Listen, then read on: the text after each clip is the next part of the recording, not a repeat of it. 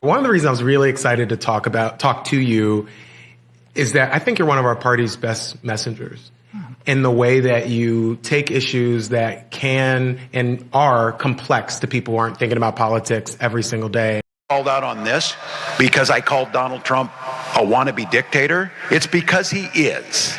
It's because he is. Oh.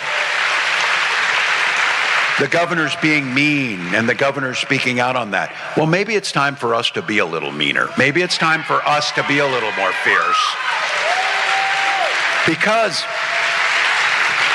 we have to ferociously push back on this. And again, I'll speak to my teacher colleagues in here.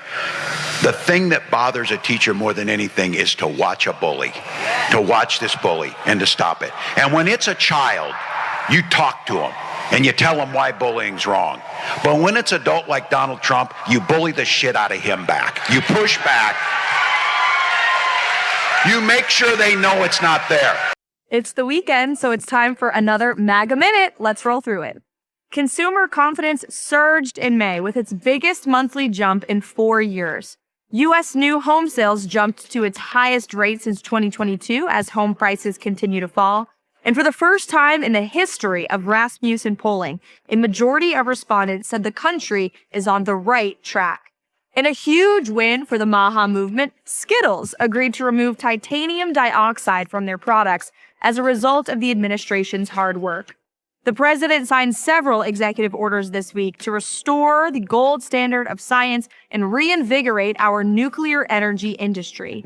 President Trump also gave the commencement address at West Point, and on Memorial Day, he visited Arlington National Cemetery to pay tribute to the fallen heroes whose sacrifice has kept our nation free. The administration also sent a letter calling on all federal agencies to cancel their wasteful government contracts with Harvard University as Harvard continues to engage in nonsensical race-based discrimination. The president hosted a press conference with Elon Musk to celebrate the rooting out of fraud, waste, and abuse in our government led by Doge. And the president traveled to the Commonwealth of Pennsylvania to announce a planned partnership between U.S. Steel and Nippon Steel that will create at least 70,000 jobs and equates to a $14 billion investment in Pennsylvania. That's it for this week's MAGA Minute. We'll see you next week as we get closer to passing the one big, beautiful bill. And here's the thing that really gets me, the ones who've tricked the press into calling them moderates. You know, they get Susan Collins on TV and she's always deeply concerned about things. Well, do something then, instead of being deeply concerned. Because there's nothing moderate about caving to Donald Trump every single time he asks. Every single time.